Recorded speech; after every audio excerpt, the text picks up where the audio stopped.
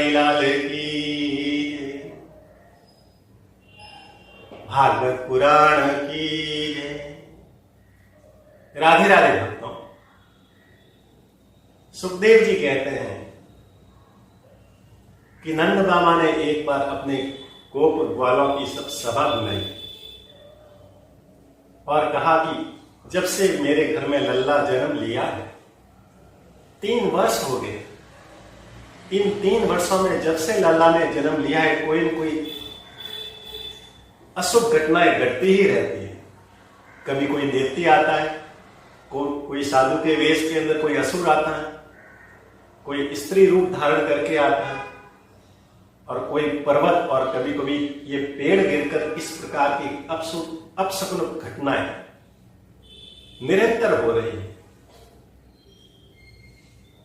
लगता है मेरे कि इस लल्ला को मारने का प्रयास हो रहा है या कुछ और हो रहा है। मुझे तो ऐसा लगता है कि इस गोकुल के अंदर किसी की नजर लग गई है। इतने 3 वर्षों के अंदर संकट आए, वो तो गुरु महाराज की, भगवान की विशेष कृपा थी कि मेरे लल्ला को कुछ नहीं हुआ, गोकुल वासियों को कुछ नहीं हुआ। लेकिन मुझे अब लगता है कि इस गोकुल को छोड़ने की अब आवश्यकता होगी, ये समय आ गया है। तभी वहां पर उपनंद नाम का एक गोप था, वृद्ध था, अनुभवी था। उसने कहा उस भरी सभा के अंदर, यदि गोकुल के अंदर, यदि किसी गांव के अंदर लगातार संकट आता हो, कोई घटनाएं घटती हो, तो उस गांव को छोड़ना ही सबसे बड़ा ही उत्तम उपाय है। मैं तो इस गोकुल को छोड़ने की सलाह देता हूं।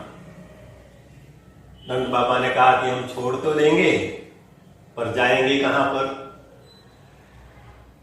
तब उस उपनंद नाम के गोप ने कहा, वनम वृंदावनम नाम पस्वयं नवकाननम गोप गोपी गवा सेव्यम पुण्याद्रि तृणवी रोधम। हे गोकुल वासियों, हे नंद बाबा, इस वृंदावन नाम का एक पवित्र वन है जो हमारे इस गोकुल के समीप ही है। वह हम गोकुल वासियों के लिए, गोप ग्वालों के लिए, गायों के लिए अति रमणीय है, अति उत्तम है, अति सेवनीय है। और उन्हीं के पास में यमुना जी नदी बहती है। यदि वहां पर हम रहेंगे तो हमें किसी भी प्रकार का संकट नहीं होगा। इस गोकुल को छोड़कर वृंदावन में रहना ही हमारे लिए सबसे उत्तम स्थान है। उस गोप उपनंद की बात को सुनकर नंद बाबा और अन्य सभी गोप उनकी सलाह से सहमत हो गए और नंद बाबा के आदेश पर जितने भी गोकुलवासी थे, उन्होंने अपने घर की जितने भी सामान, वस्तुएं, उन सबको बैलगाड़ी के अंदर लाद कर अपने गवों को, बछड़ों को लेकर गोकुल को हमेशा हमेशा के लिए छोड़ दिया। सभी गोकुलवासी अपने अपने सामान लेकर उस वृंदावन के अंदर आ गए और वहां पर अर्धचंद्राकार आकार बनाकर अपने अपने अनुसार रहने के लिए मकान इत्यादि वहां पर बनाए। गायों के लिए रहने के लिए वहां पर गौशाला बनाई और आनंद पूर्वक वहां पर रहने लगे। सुखदेव जी कहते हैं कि कृष्ण वहां पर 8 वर्ष तक रहे और उसी 8 वर्ष के दौरान अनेक असुरों का वध किया और रासलीला की, और उस रासलीला से वृंदावन वासियों को बड़ा ही आनंद प्रदान किया। बोलिए बांके बिहारी लाल की।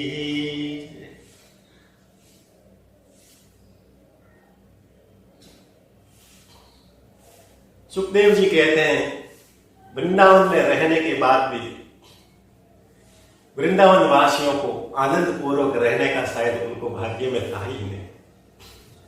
कुछ समय बाद कंस ने बकासुर नाम के असुर को भेजा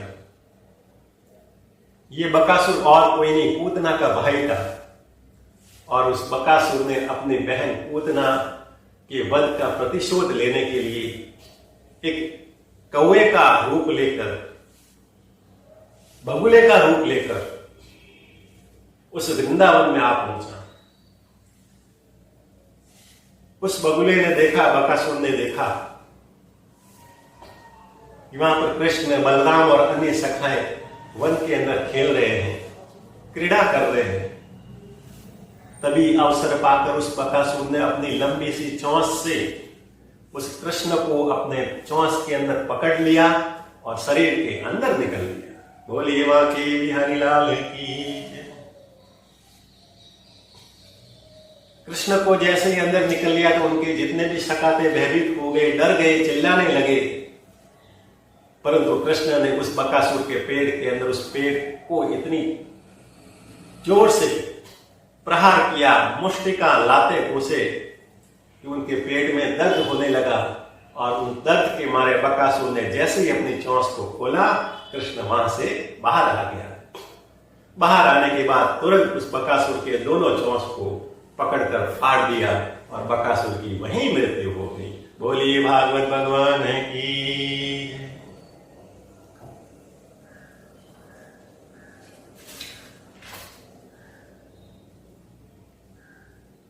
बकासुर का वध हो गया, लेकिन कंस चैन से बैठा नहीं।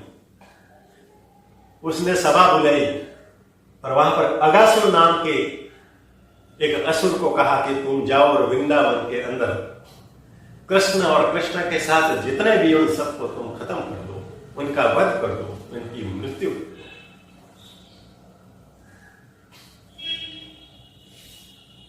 अगासुर ने अपने स्वामी कंस की आज्ञा पाकर वृंदावन गए और एक बहुत विशाल अजगर का रूप धारण करके गए। वृंदावन के उस स्थान पर वो जाकर बैठ गया और उस रूप के अंदर मुंह खोलकर बैठ गया, जैसे कि कोई गुफा नजर आ रही हो।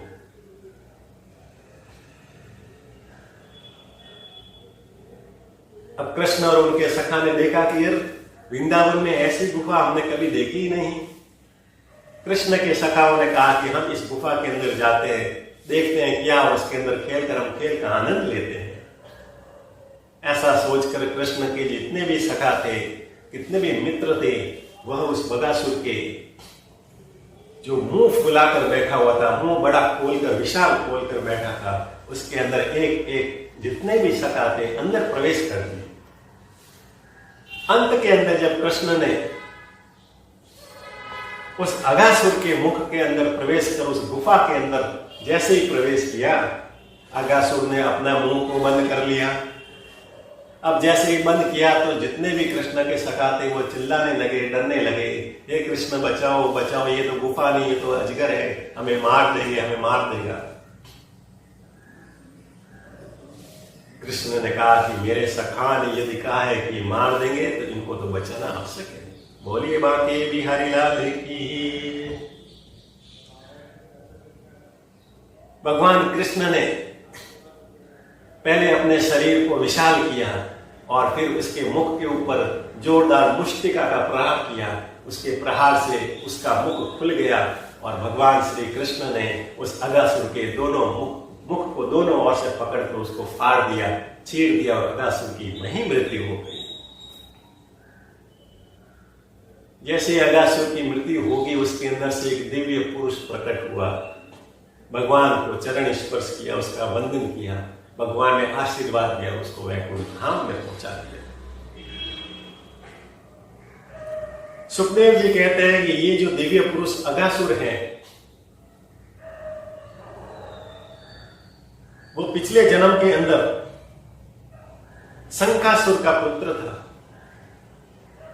एक बार वो वन के अंदर शिकार खेलने के लिए गया, तब उसने देखा कि अष्टवक्र ऋषि, जिसका शरीर टेढ़ा मेढ़ा था, हाथ टेढ़े मेढ़े, पैर टेढ़े मेढ़े, जिसके कारण अष्टवक्र ऋषि टेढ़े मेढ़े चल रहे थे। उस टेढ़े मेढ़े चलने के कारण उस असुर ने उनका उपहास किया, उनकी मजाक उड़ाई और कहने लगे, देखो कैसे अजगर की तरह पुरुष होकर भी अजगर की तरह से मटमटाकर चल रहे हैं। अष्टवक्र ने जब ये बात सुनी तो उनको क्रोध आया और असुर के ऊपर क्रोध करते वो कहने लगे, तुम्हें बड़ा ही अहंकार है, तुम्हें अजगर बनने का इतना ही शौक है, तुमने एक दिव्य पुरुष का अजगर के रूप में कहकर तुमने उसका मजाक उड़ाया है। जाओ, मैं तुमको श्राप देता हूं कि तुम अजगर की योनि के अंदर बन जाओ। जैसे ही अजगर की योनि के अंदर श्राप दिया, अष्टवक्र के चरणों में गिर पड़े, क्षमा याचना की, मुझे क्षमा कीजिए, मैंने आपको पहचानने में भूल की। अष्टवक्र ने कहा कि मेरा दिया गया श्राप तो अबोध है, मैं वापस तो नहीं ले सकता हूं, परंतु द्वापर युग के अंदर भगवान श्री कृष्ण के द्वारा तुम्हारे वध होगा, तब तुम्हें इस अजगर की योनि से मुक्ति मिल जाएगी और वैकुंठ धाम की प्राप्ति हो जाएगी। बोलिए बांके बिहारी लाल की।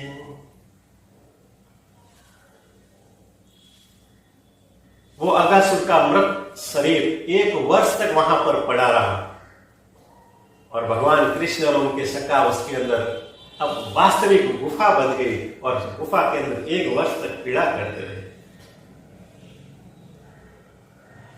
किसी ऋषि मुनियों ने इस प्रसंग को अपने भाव से व्यक्त किया है कि अगासुर कौन है? अगासुर एक माया है, ये कलयुगी माया। इस कलयुगी माया के अंदर यदि कोई प्रवेश करेगा और उस कलयुगी माया ने अपने मुंह को जकड़ लिया और यदि कृष्ण तुम्हारे साथ है, भगवान तुम्हारे साथ है, तो तुम बच जाओगे, तुम्हारा रक्षा हो जाएगी, तुम्हारे प्राण की रक्षा हो जाएगी। और भगवान को साथ लेके तुम उस माया के अंदर नहीं जाओगे तो उस माया तुमको जकड़ लेगी और जकड़ कर इसी के अंदर तुम्हारी मृत्यु हो जाएगी। बोलिए बांके बिहारी लाल की।